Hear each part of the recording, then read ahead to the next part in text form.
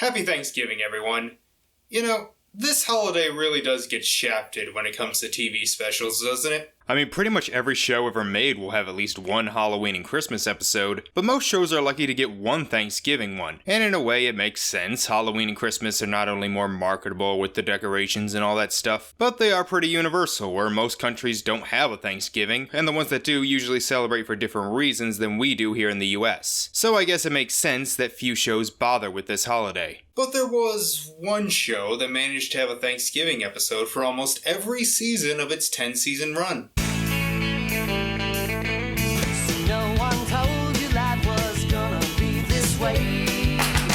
NBC's Friends ran from 1994 to 2004, becoming one of the most popular sitcoms of all time. For 10 years, the adventures of Ross, Rachel, Chandler, Monica, Joey, and Phoebe had audiences laughing, crying, and getting frustrated over the will they won't they between Ross and Rachel. Plus, it had one of the best theme songs of all time by the Remembrance.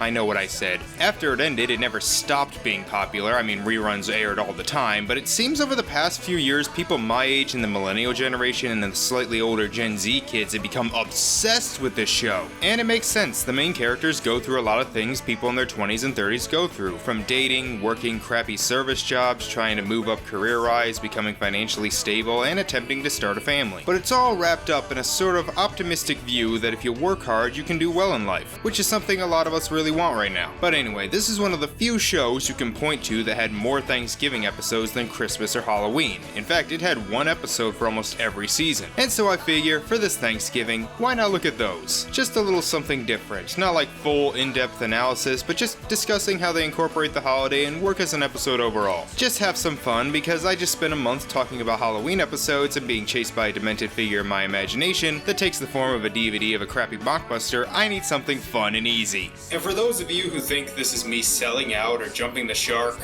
back in July I reviewed Ghostbusters 2016. I did a Harry Potter video 4 years ago. One of my first reviews was for The Last Airbender. I've always been a sellout. So let's begin with the Season 1 episode, The one where Underdog gets away.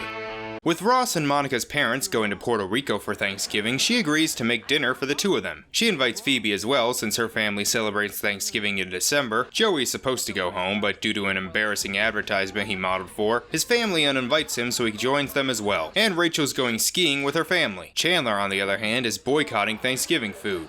Why? We've just finished this magnificent Thanksgiving dinner. I have, and I remember this part vividly, a mouthful of pumpkin pie.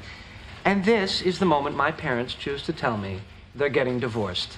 Oh my God. So I guess that awful mom from I Saw Mommy Kissing Santa Claus wasn't the only one to tell their kid they were getting a divorce over Thanksgiving dinner. Unfortunately, they all go outside to see the Underdog balloon that flew away during the Macy's parade, and they're all locked out. And when they finally make it back in, Rachel's missed her flight, and so they all decide to share Chandler's Thanksgiving meal together. This was only the 9th episode in the series, so it does have some of that early installment weirdness. There's a lot more filler, the story just kinda meanders for parts, and the lighting and sound is a little weird, but I still think it's pretty solid. What I like is that everyone is nice to each other. I know that sounds weird, I mean, the show is called Friends, shouldn't they all be nice to each other? Well, sometimes they are, sometimes not. But I mean they go out of their way to help each other. At the beginning, Ross was really upset that his parents would be away for Thanksgiving, and this is right after he got divorced. The first time. So his sister Monica decides to work hard to make him his traditional family feast, which is really sweet. Unfortunately, the others take advantage of this generosity when they want their own special foods made. The other really nice thing they do is that they give Rachel the money to buy tickets so she can spend some time with her family, as her boss, not Gunther but someone named Terry, won't give her an advance on her check. And in the end, they all come together to enjoy Thanksgiving, including watching Ugly Naked Guy across the street. Because spying on someone who's just minding his own business in his own home isn't creepy at all. It really shows how these friends are like families, as their actual families are not that great. The jokes are kinda hit and miss, but I do think Phoebe is especially funny in this one. It's 5 o'clock. My plane is now pulling away from the gate. Well, maybe you can take a later flight. There is no later flight. Well, maybe you can go tomorrow. Tomorrow is not Thanksgiving. Okay, look, if I'm gonna try to cheer you up, you're gonna have to meet me halfway. Oh my god, I just realized in 2020, I was Phoebe while everyone else was Rachel. Monica's breakdown at the end is legit kinda heartbreaking, even if it's apparently supposed to be a joke. There are some flaws. I'm not a huge fan of Joey's VD ad subplot. It's not that funny and feels like a contrived way to get him to stay. Like, lady, you know he's an actor. He probably doesn't actually have it. Also, there are some pretty dated jokes about lesbians. Yeah, for those who don't know, Ross's first wife, Carol, came out as a lesbian and that's why they broke up. It's not hateful. It was actually pretty progressive for the time, but some parts are a little awkward. Wow, you guys sure have a lot of books about being a lesbian. You know, yeah, you have to take a course. Also, Susan's a bitch. Not because she's lesbian, she's just an asshole. But since it's season 1, it does give us something that no other episode in this video will. Sexy Chandler hair. I will never understand why Matthew Perry gave up that hairstyle. It could have been the Chandler for guys the way the Rachel was for girls. So, it's a pretty decent episode. Not a great one, but it has its charms. But on to season 2, the one with the list. This is not a Thanksgiving episode. Yeah, remember when I said that almost every season had a Thanksgiving episode? Well, that meant all but season 2. You see, the main plot of this one is about Ross and Rachel's relationship. The last episode ended with the two kissing after a season of will they won't they. Ross breaks up with Julie, forcing her to become violent. It was horrible. She cried. I cried. She threw things. They hit me. Jesus, Ross, you dodged a bullet. Possibly literally. But yay, now Ross and Rachel are finally together until Rachel finds the list Ross made where he listed the bad qualities of her and Julie. And then there's a lot of moping and sadness, and it's well done, but god damn is it depressing. And even though there was a season of will they, won't they before it, you could probably consider this the beginning of the Ross-Rachel relationship we all know and love. So, thanks? The subplot is the only thing that mentions Thanksgiving. You see, Monica, recently unemployed, gets a job making recipes for a new kind of chocolate called mocklet. Unfortunately, the mocklet tastes terrible. Oh, sweet Lord! Oh, this is what evil must taste like. This subplot is weird and feels very tacked on. Probably because it was. NBC wanted all their Thursday shows to have some kind of Thanksgiving connection, so they literally just came up with this subplot to please them. At least that's what the Friends wiki says. There's some good jokes, but probably the funniest is one that's only funny ironically now. All right, check out this bad boy. 12 megabytes of RAM, 500 megabyte hard drive, built-in spreadsheet capabilities, and a modem that transmits at over 28,000 BPS. Wow! I would probably not be able to put this video on that laptop. Well, anyway, on to season 3. The one with the football. Can't have Thanksgiving without football, right? So the gang decide to play some football while dinner is cooking. Which, fuck you, I never leave food while it's cooking. They are playing for the Geller Cup, a silly trinket from Ross and Monica's childhood, which they got very competitive for as kids. No, you say that proudly. While all that's going on, there's a subplot between Chandler and Joey where they're both trying to get the attention of a hot foreign chick named Marga. You see, Chandler just broke up with Janice, so he's a bit desperate for love. I can't go home just yet. My roommate is, verschlocking a big American businessman. This actress isn't actually Dutch, by the way, in case you couldn't tell. I'm not a huge fan of love triangle stories, especially when it seems that one of them doesn't even know they're in it. And come on, it's Chandler and Joey. I don't want to see them fight over a girl they just met. Although there are a few great jokes. Other Dutch people, they come from somewhere near the Netherlands, right? Nice try. See, the Netherlands is this make-believe place where Peter Pan and Tinkerbell come from. Rachel also has a bit of an arc. You see, she isn't very good because, well, she grew up a spoiled princess. I don't think she's ever even touched a piece of sports equipment. I like it. The two guys won't let her do anything, so they go for a guys versus girls game because 90s feminism. And after the girls distract them,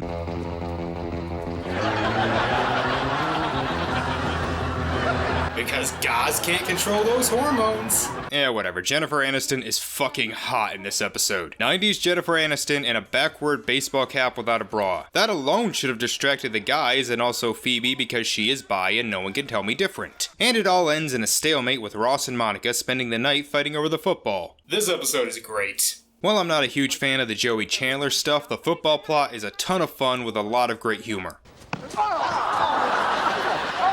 Also, apparently the cast mostly made up their moves on the spot, proving that they are what made the show so special. I love how competitive Ross and Monica are, I love Rachel's arc, and again, Jennifer Aniston is hot. Really, really good episode, even if you're like me and not a big fan of sports. Alright, on to season 4, the one with Chandler in a box. So a little backstory, this episode takes place right after Chandler kisses Joey's girlfriend Kathy, which really pissed him off and now he's not speaking to him, which makes this the second episode in a row where the two are fighting over a woman. Anyway, Chandler, wanting to make it up to him, says he'll do anything, to which Joey puts him in a box. Well, eventually Kathy comes over and says she can't come between the two best friends. I think this could have been something really amazing. But, you know, this is probably for the best. You know? You see, that's one of the reasons I like this show. It allows a moment to happen. And after Chandler says nothing to show his dedication, Joey lets him out and says that he can be with Kathy. Aww, I'm sure that relationship will last forever. Meanwhile, Monica gets some ice in her eye and goes to the eye doctor, which happens to be the son of her ex-boyfriend Richard, named Timothy. And they actually hit it off pretty well. But soon she finds it a bit weird dating the son of her former boyfriend. He could have been your son-in-law. It should feel weird. So yeah, that relationship doesn't last long. I'm not against massive age gaps in relationships, but the Monica-Richard relationship was always a little weird to me because he literally knew her as a toddler. And this episode even had a third plot with Ross and Rachel where Ross learns that she returns every gift she ever gets, including a necklace he gave her last year for Christmas. You actually exchanged it. Well, isn't it better that I exchange it for something that I enjoy and that I can get a lot of use out of? That's fair. What did you get? Credit. You know, Rachel's not that great a person either. I mean, everyone gives Ross shit, some of it warranted, some of it not, but let's not pretend Rachel was an angel. So to prove her love, she shows Ross a box of junk that has sentimental value. Okay, maybe I exchange gifts sometimes, but I keep the things that matter. Yes, keeping garbage is way more important than keeping items that he spent money on. So yeah, this is a pretty solid episode. I like the way they handled the Chandler-Joey feud. Chandler feels genuine guilt, and while maybe being a bit too harsh, you can see where Joey's coming from. Plus, Grumpy Joey's probably the funniest Joey. Sending back all this stuff that Chandler bought out of guilt. Everything? Even the TV? No, I'm gonna put that in my room. Chandler in the box is great, and Matthew Perry is so good that even when you can't see him, he's still funny. And the ending with Kathy is actually really nice. Monica's stuff is pretty sad. It shows how even though two people can have good chemistry and really hit it off, there's just one thing that ruins it for them both. Also, when the rest of them try to talk her out of it, it leads to my favorite Monica line in the series. Fine, judge all you want to, but married a lesbian, left a man at the altar, fell in love with a gay ice dancer, threw a girl's wooden leg in the fire, live in a box. And that's why Monica is my favorite character. The Ross-Rachel plot is alright. This is after they broke up, for real. You know, after Ross slept with the coffee girl because they were on a break. A couple little things before we move on. One, Chandler isn't interested in football, yet in the last episode he was. Hey, what time is it? The big game's about to start. You don't have to do that. Ross and Joey aren't here. You can watch the parade if you want. Thanks. And two, Phoebe is like a non-presence in this episode. None of the plots revolve around her and she barely even gets a line. But whatever, next up, season 5. The one with all the Thanksgivings.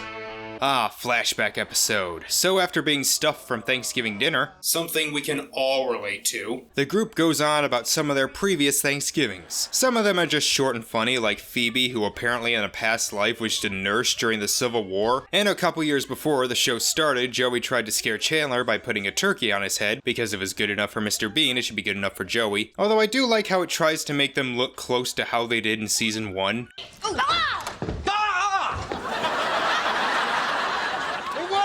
Some of them get a little sad though. Chandler tells the story about his parents getting divorced, he mentioned in season 1, and it turns out the reason the two got divorced was because Chandler's dad is gay. And by gay, they mean trans, because it was the 90s, we were just starting to be okay with the gays. We had quite a ways to go with the transgenders. But most of the episode is taken up with Monica and Rachel's story about Thanksgivings about a decade before, meaning it was back when Monica was fat.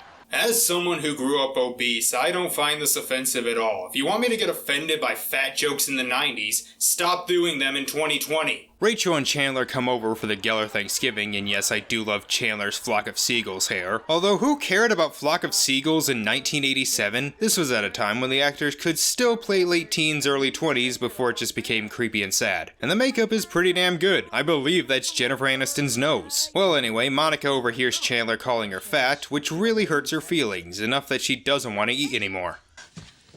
Well, Judy, you did it.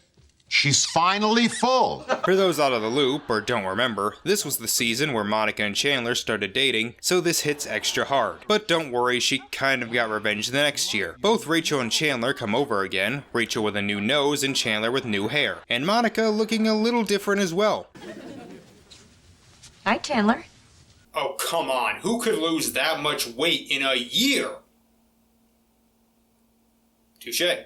And she decides to get revenge on Chandler by making him believe she wants to have sex with him so he can get naked and push him in front of everyone. There's flaws with this plan, but through shenanigans she ends up cutting off his toe. You know, all this happening, how did Rachel need to be introduced to Chandler in the pilot? Chandler gets mad at Monica, which, I don't know, I'm still kinda mad at Chandler for calling her fat. And it's not like she intended to cut off his toe. She even tries to cheer him up by putting a turkey on her head along with a fez. And he's still not willing to forgive her. Man, Chandler is really unlikable here, and I'm getting in a downer mood. I don't know how they're gonna fix this. You are so great. I love you. Oh.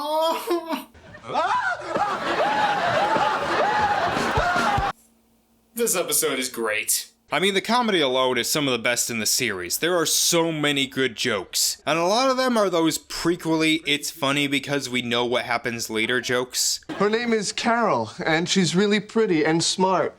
And she's on the lacrosse team and the golf team. Can you believe it? She plays for both teams. Get it? 'Cause she's lesbian. Wait. For both teams? Shouldn't that mean she's bi? Well, anyway, this episode also gives us sexy Ross hair and tells us the true meaning of Thanksgiving. Reliving past pain and getting depressed is what Thanksgiving's all about. Yeah. My worst Thanksgiving was 2007. We went to my grandparents' house. They burned the turkey. Mashed potatoes were lumpy. And my dad told me he wasn't my real dad. Shocked my grandpa so much he died of a heart attack. Then we went home and saw that the cat hung itself. Anyway, season 6. The one where Ross got high. Ross and Monica's parents are coming to join the gang for Thanksgiving dinner, which is hard for Monica since they really aren't fans of her boyfriend Chandler, enough that she hasn't actually told them they're dating. It's not because he caused a scene in their kitchen 10 years ago by losing his toe, but because when they were in college, Ross got high in his room and blamed it on Chandler. Meanwhile, Ross and Joey get invited to spend Thanksgiving with Joey's roommate Janine and her other hot dancer friends, so they need to find a way to get out early at Monica's dinner. And speaking of Monica's dinner, Rachel is allowed to make dessert. This can only end badly. Anyway, the Geller parents arrive and Chandler tries to be charming, but, you know, Chandler. Whoa, it's snowing out there? No. And as for poor Rachel, well, she tried to make an English trifle, but through the power of shenanigans ended up making half a trifle, half a shepherd's pie. That honestly doesn't sound that bad. It tastes like feet. I like it. I'm with Joey. I mean, I'm not a huge fan of jam, but if you like all the ingredients, you should like it fine. Oh, there's also this thing with Phoebe having a crush on Mr. Geller, which would be weird, but Phoebe's hilarious. So it ends with Chandler and Monica telling the Gellers the truth about who really got high, and it leads to the funniest scene in the episode, where they all just start telling the truth. Yeah, well, Hurricane Gloria didn't break the porch swing. Monica did. Ross hasn't worked at the museum for a year. Monica and Chandler are living together. Ross married Rachel in Vegas and got divorced again. I'm no Jacques Cousteau. I wasn't supposed to put beef in the trifle. I want to go. So now that the Gellers know that Chandler and Monica are living together, they accept him. Aww, who cares? These two are assholes. These two are awful parents. You know all those hot takes about Ross being a control freak who fails at relationships and is neurotic? I put all the blame on these two for treating him as this perfect child who could do no wrong, while at the same time treating Monica like she can't do anything right and making her think she's second to Ross, which is why she's a perfectionist and feels she has to please everyone. Monica, Why you felt you had to hide the fact that you're in an important relationship is beyond me. Oh, is it beyond you? Is it really? These two fucking suck! This is a pretty good episode, just very entertaining. I love the stuff with Joey and Ross trying to get to Janine's party. Joey, God, your apartment is like 100 degrees. Did it make you want to walk around in your underwear? No. Still not hot enough. Not much else to say other than it's weird to see guys in their late 20s and early 30s being embarrassed playing video games. Geek culture's gone so far in 20 years. Well anyway, on to season 7, the one where Chandler doesn't like dogs. This one will probably be very short, as not only do I think the episode is just okay, but there's very little Thanksgiving about it. In fact, this episode could have been set on any other day of the year. Phoebe is babysitting a dog named Clunkers, and Chandler reveals that he doesn't like dogs. So they put it in Ross's apartment, but then Phoebe brings it back. But when Chandler thinks that him making the dog stay over there is making Monica sad, he sees that it's no longer there and he goes all over looking for it. It's just not very interesting, and the dog isn't even that cute. I mean, there are a few really good jokes. Geller Bing residence, how can I help? Why is there a dog in our apartment? No, there's no dog here. Yes, there is. He's black and white and shaggy, and he's sitting next to Rachel and licking Rachel's hand. Oh my God, where are you? But for the most part, the main plot is just meh. The subplot is way better. Chandler tells them about a game where you have to name all 50 states in 6 minutes, which Ross thinks is easy. You always forget at least one, or in some cases, 14. Nobody cares about the Dakotas. You think that's bad? I miss 15, and my backwards-ass brain can remember Arkansas and Idaho, but not Michigan and Illinois. The reason I like this subplot is because it's nice to see Ross get taken down a few pegs. He is insufferable here. You know, I hate to lecture you guys, but it's kind of disgraceful that a group of well-educated adults and Joey can't name all the states. So when it turns out he only got 46, he makes a bet that he can get the other 4, but until he does, no Thanksgiving dinner. And how does that work out for him? Delaware. I want my turkey now. You got Nevada twice. I know. Yeah. The third plot involves Rachel's assistant Tag, who comes over for dinner after him and his girlfriend broke up. Well, what happened to your girlfriend? We, kind of broke up this morning.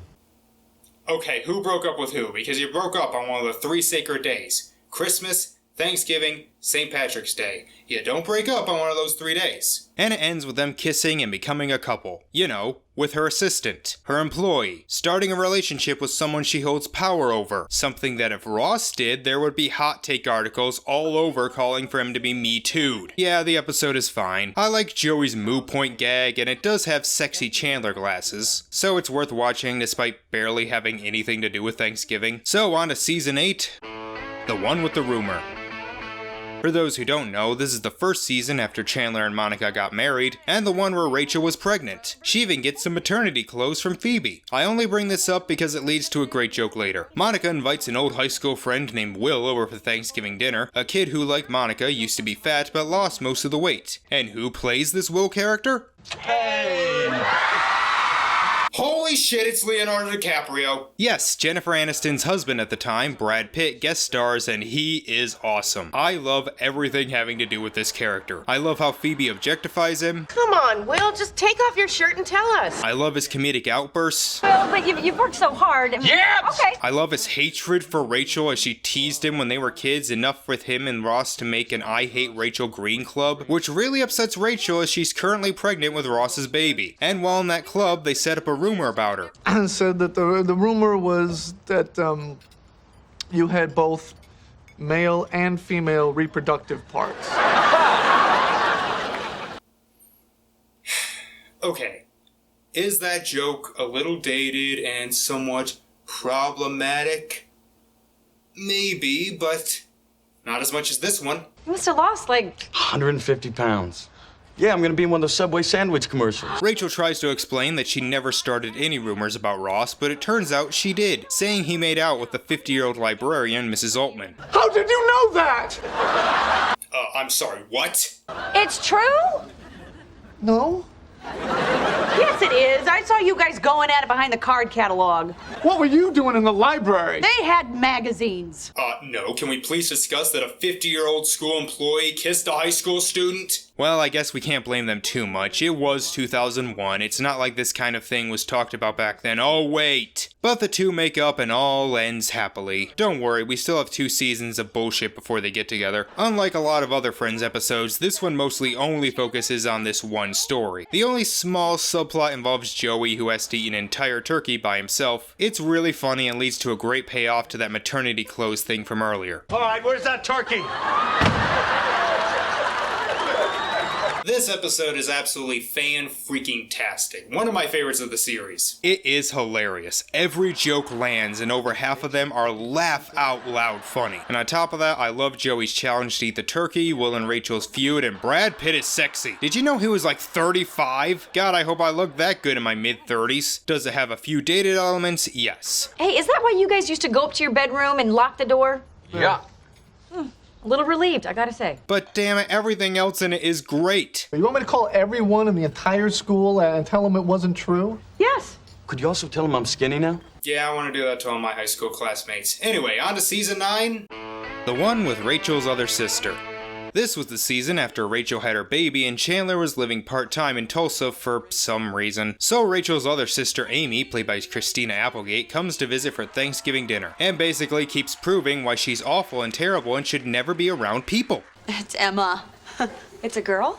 They must put a lot of makeup on you. I finally find a real relationship. I mean, someone that I can spend this day with, and then his wife comes back into town. You didn't even come and visit me when I was in the hospital having the baby. Oh, yeah? Well, you didn't come to see me in the hospital when I was getting my lips done. Oh.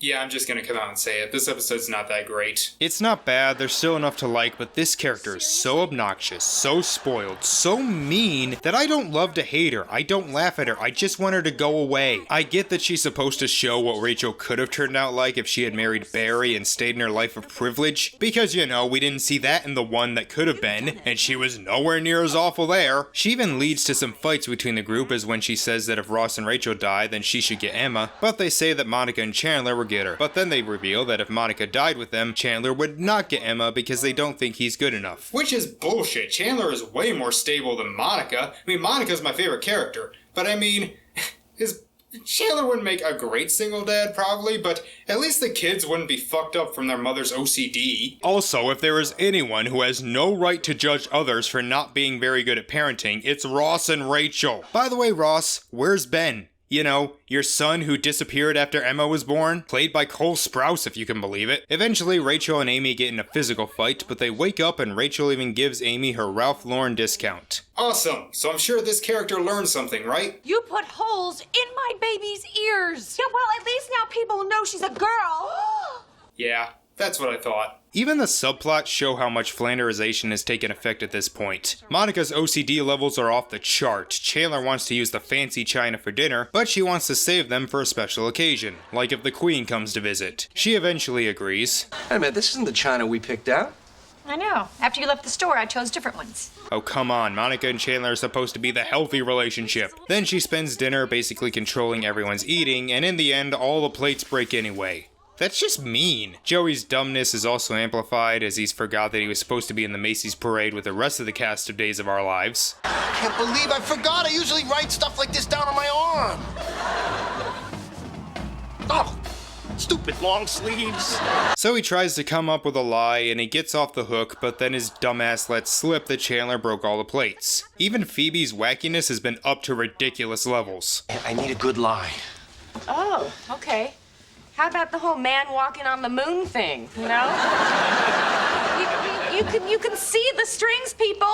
So yeah, this episode isn't one of my favorites, but I don't dislike it, and that's mostly thanks to the actors. The acting is great, and they managed to get laughs out of what would be not very good jokes. As obnoxious as Amy is, Christina Applegate is really good in the role, and I do love Chandler here. I feel really bad for him, and when he disciplines Rachel and Amy and Ross says he can have Emma if they all die, it's legit kinda sweet. Season 9 seems to be regarded as the worst season of the series, and I'm not sure if I agree, but this episode does give it a strong case.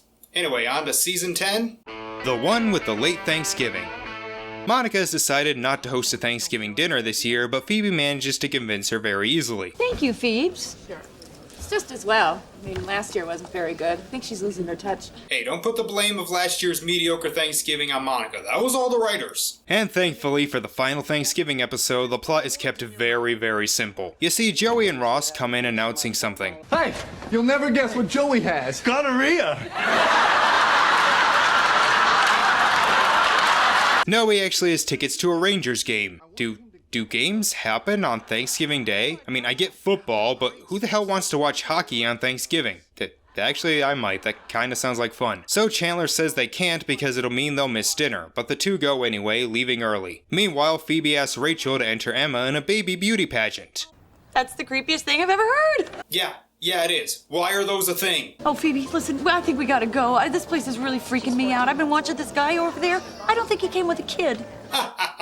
There is a pedophile there. But she agrees when she finds out the grand prize is $1,000. Again, Flanderization kinda taken full force by now. Anyway, through circumstances, all four make it back late and now have to come up with an excuse. Monica and Chandler lock them out and we get probably one of the best Joey moments in the series. Hey, listen, guys, we feel really terrible. He's doing that weird eye contact thing. After shenanigans with the door, Joey ends up slathered in the food as it appears nothing can save this Thanksgiving dinner. Except maybe one thing. You see, last season, Chandler and Monica found out they couldn't conceive a child themselves, and were waiting for a call for the adoption agency, letting them know if they're eligible for a child. And what comes of that? That was the adoption agency. And? We're getting a baby! Aw, good for you. This Thanksgiving kicks last Thanksgiving's ass! I agree. You know, despite Chandler's hatred for Thanksgiving, good things seem to happen to him in these episodes. He gets to spend time with his friends, gets 2 women, sort of, makes up with Joey, admits his love for Monica, wins the approval of his girlfriend's parents, learns how to properly discipline, and learns he'll get a child. Good for you, buddy. This is a really good episode. It's simple and has a lot of laughs. You know what? I don't want to be with them either, but it's Thanksgiving and we should not want to be together. And it does have a feeling of finality. Well, it's not a perfect episode, it is a perfect final Thanksgiving episode. So that's every Friends Thanksgiving episode, and they did a lot in 10 years. I think through these 10 episodes, they managed to get all the F's of Thanksgiving. Friends, family, food, football, forgiveness, false rumors, and farewells. As with the knowledge that they would be getting a kid, this led Monica and Chandler to decide to move out of the city, thus foreshadowing the end. I'd say seasons 1, 3, 4, 5, 6, 8, and 10 are the episodes that are best to watch each year, but all of them have their moments. Except for the one with the list. There is no reason to watch that unless binge watching. Well, I hope you all have a great Thanksgiving. I unfortunately can't spend it with my family, and I have no friends, but you make do.